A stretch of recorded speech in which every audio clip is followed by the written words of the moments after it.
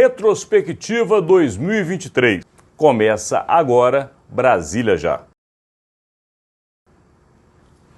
Olá, Rodolfo. Tudo bem, Alexandre, amigas, amigos? Estamos aqui em mais um conteúdo desse Retrospectiva do ano. O ano de 2023 foi um ano marcado por muitas coisas importantes.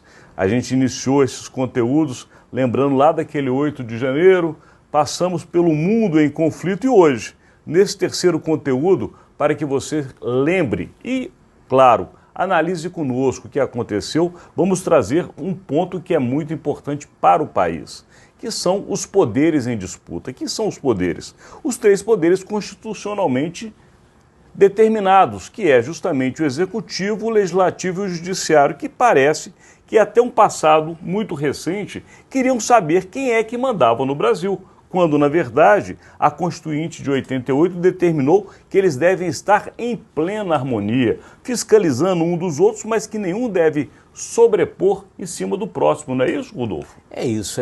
E realmente isso foi se perdendo um pouco, né?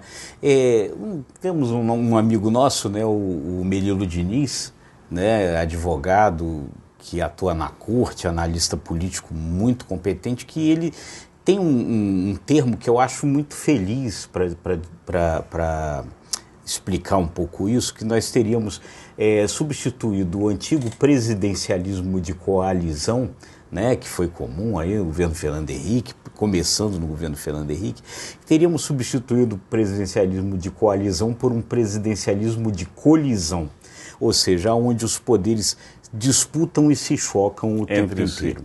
Então, realmente isso é muito complicado, isso foi se acentuando no ano de 2023, e aí, ainda citando o nosso amigo Melilo, ele acha que talvez agora se possa estar projetando um início de um reequilíbrio entre os poderes. Vamos verificar se isso realmente acontece no ano que vem.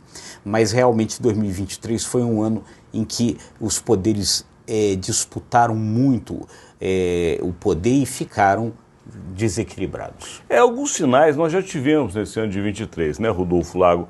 Primeiro, a presidência da República, ainda que seja o cargo máximo da nação, está submetido ao Congresso Nacional. Então ali já tem um certo equilíbrio sendo mantido. O Congresso Nacional entende que, apesar de ser quem define as regras do país, tem um presidente democraticamente eleito, então não pode se sobrepor sobre ele. Aquele protagonismo que vimos muito forte até o ano passado do Supremo Tribunal Federal, em 23 não apareceu tanto. Houve muito reflexo do que aconteceu no 8 de janeiro, mas de uma maneira muito mais discreta do que tinha sido nos anos anteriores. E tivemos agora, no final deste ano, né, o novo PGR que chegou falando muito sobre essa necessidade de acabar com disputas políticas, com guerras de grupos, enfim. Nós temos aí os entes dos poderes da República, pelo menos tentando se equilibrarem ou calibrarem as suas forças. É isso, porque para a gente entender um pouco como é que se deu esse processo. No caso aí do Judiciário, o que aconteceu? É um fenômeno que foi se acentuando a partir do que se chama aí de judicialização da política. Quer dizer, o Judiciário, o Supremo, ele só age se provocado. Alguém tem que chegar lá e pedir lá uma decisão aí a respeito de determinadas coisas.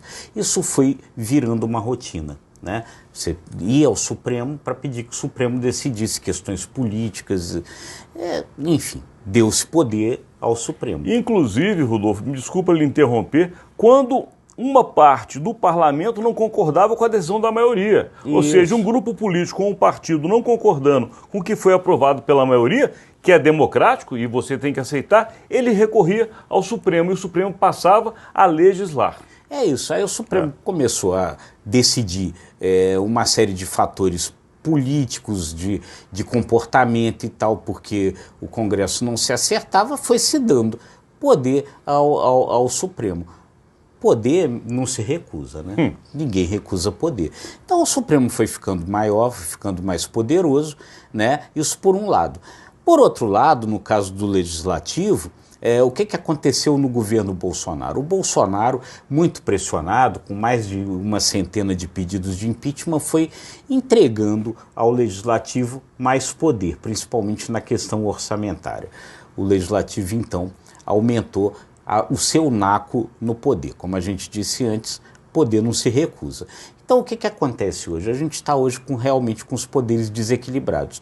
O judiciário é o poder mais forte, o legislativo vem em segundo lugar e o executivo, Lula herdou um executivo e isso deve ser uma surpresa para ele, que já tinha sido presidente 2 vezes. Ele herdou um executivo que hoje é o poder da República mais fraco de todos. É um poder enfraquecido, que ele não tem, justamente como você bem disse, o poder que teve quando teve seus 2 primeiros mandatos, lá há 20 anos atrás, um judiciário que não tinha esse protagonismo que teve nos últimos anos, mas um legislativo que, cá entre nós, nunca deixou de ser o que ele foi.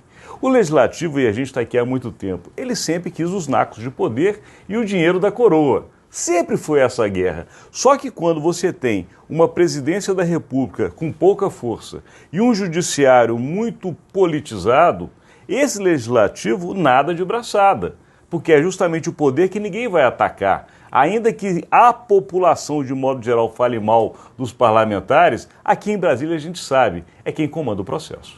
É isso, né? E hoje realmente imaginar que o legislativo vá abrir mão desse poder que passou a ter na questão orçamentária seria uma ingenuidade. Agora, o que acontece para nós é o seguinte, esse reequilíbrio precisa voltar. Por quê? Porque uma república, uma democracia não funciona direito com poderes desequilibrados. Hoje parece haver um esforço aí de racionalidade no sentido de buscar esse reequilíbrio, pelo menos de alguns desses atores. É o que a gente precisa ver para o ano de 2024, se de fato vai acontecer. E a gente vai observar, como a gente fez esse ano todo, mas essa é uma semana de retrospectiva, de trazer para vocês os fatos mais relevantes, o que aconteceu de mais importante no Brasil e no exterior. Lembrando a vocês que amanhã temos um novo conteúdo e esse vai tratar especificamente de um dos assuntos que falamos agora, que é o poder executivo. Muito obrigado pela sua audiência. É isso aí, gente. Se você gostou, curta, compartilhe e se inscreva nos nossos canais. Até amanhã.